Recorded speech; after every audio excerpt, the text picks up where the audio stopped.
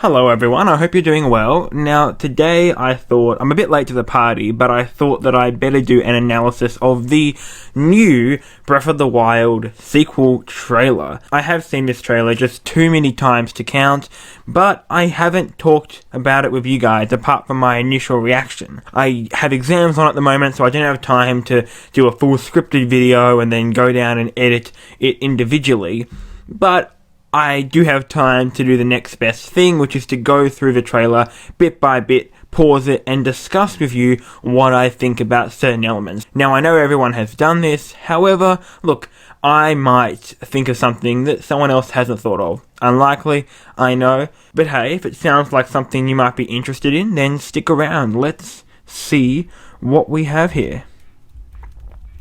Let's turn the sound up. Okay, so immediately we got ourselves some Ganon group. Let's just go back there. We got ourselves some Ganon group, which is we all course saw in the first trailer, the malice. So there's nothing surprising there. It's got that dark atmosphere, and then we have this bit at the bottom that's coming off. That's almost like the green energy that we saw coming off in the previous trailer, but now it's red. So let's see. Okay, so next we have the energy coming into Link's arm. I don't know if it's replacing his arm or killing his arm. It's doing something, and later on in the trailer, we see Link with a new arm. So it seems to be taking over him. But the rest of the trailer has a green arm.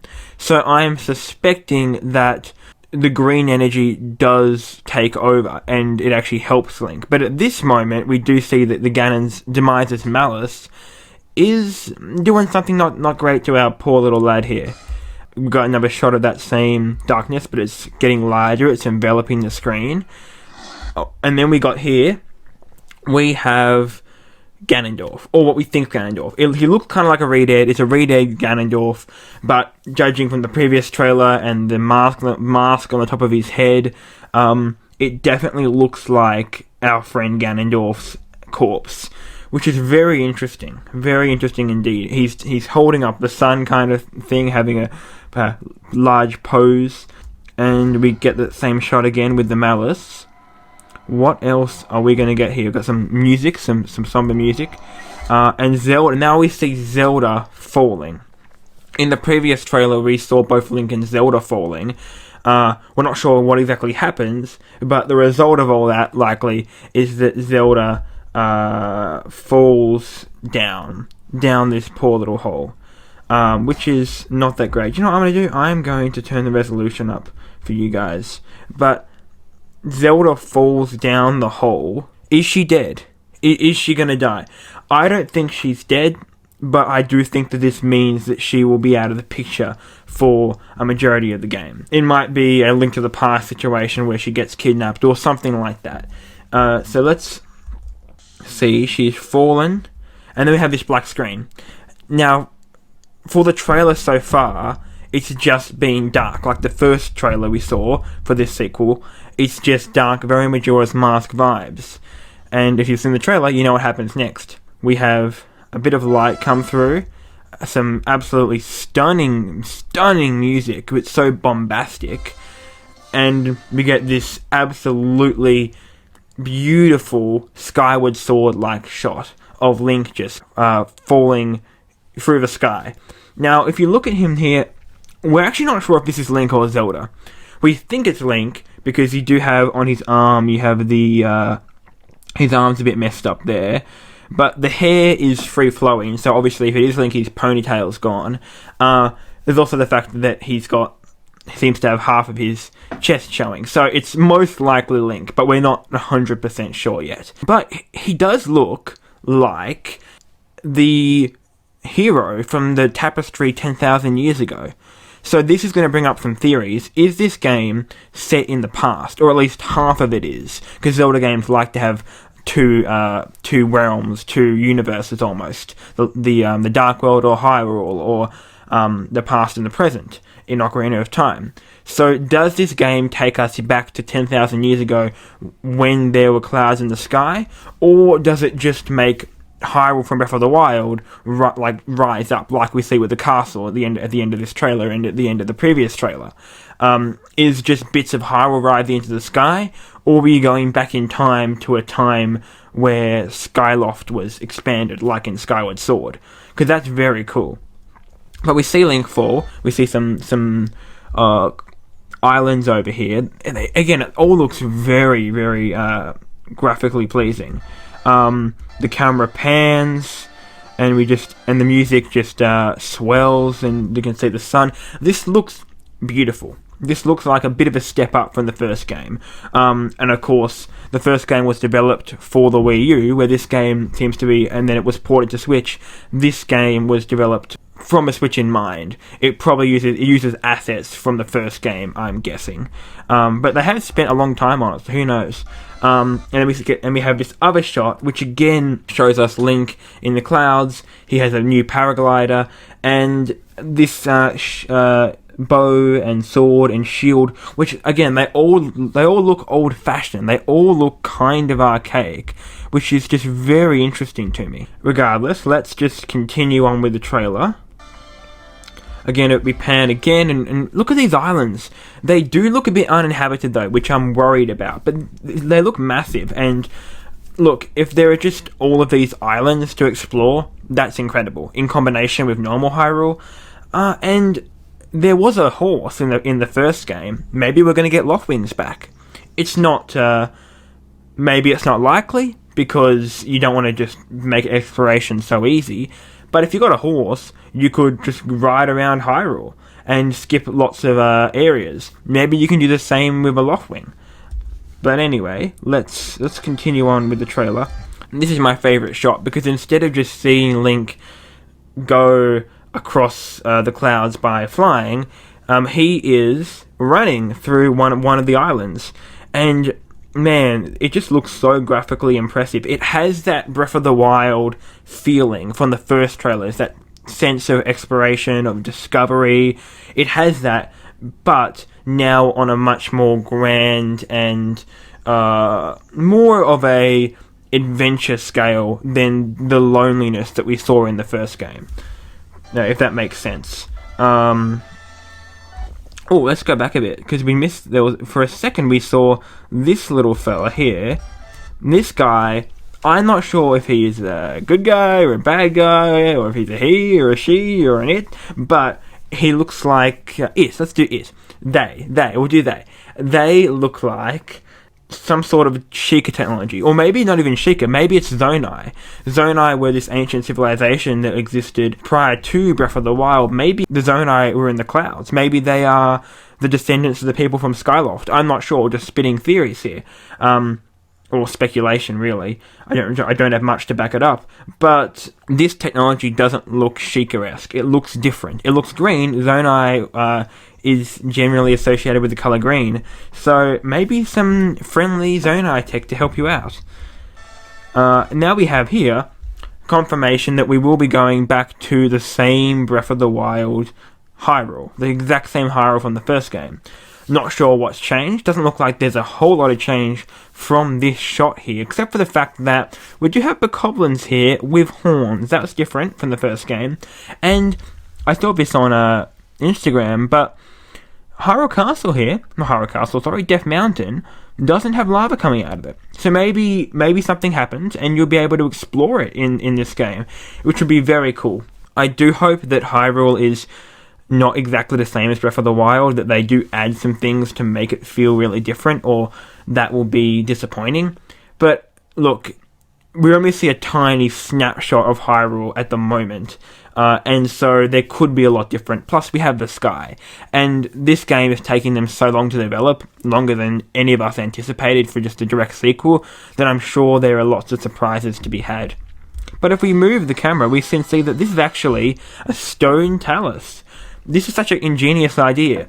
Put a bokoblin camp, put one enemy base on top of a talus, which is really interesting. And just such a cool idea. They're shooting down, and I will just say, you could hear the horn earlier, and I've heard on YouTube that horn is different from the first game, the bokoblin horn, but I can't confirm that. my hearing loss means that I'm not going to be able to notice those kind of things. But here we have Link's arm. We think it's Link's arm. I've heard people say, oh, the fingernails are too long for Link, so it's Zelda. I don't know. But we do have these runes in the background. Are they Zonai runes? Not sure.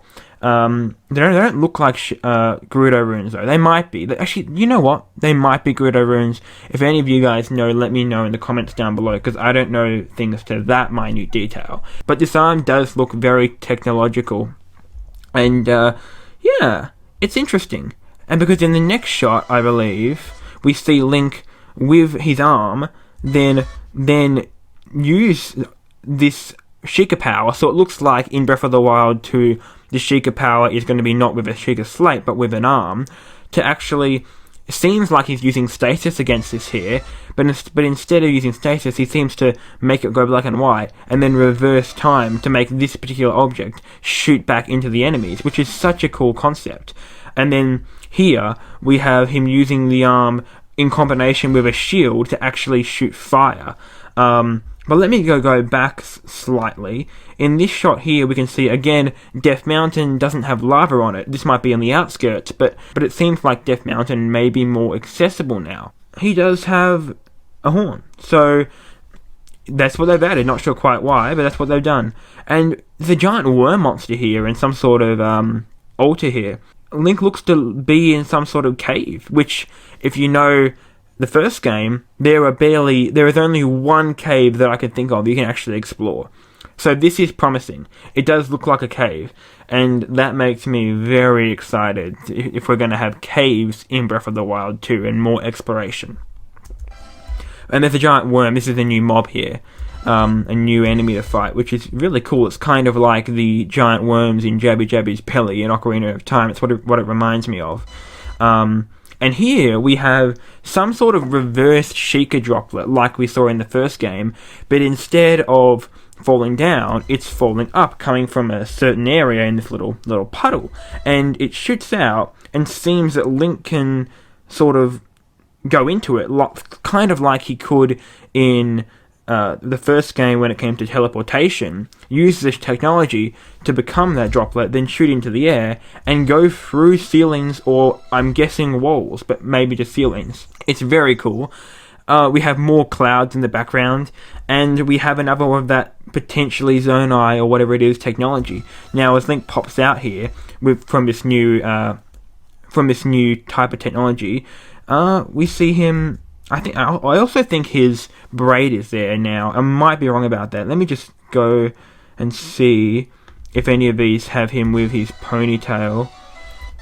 Yes, he has his ponytail here. So you can, it seems, unless it's Link and Zelda, it's two separate characters, it seems that you can customize his hair, at least to two different types of hairstyles in the sequel.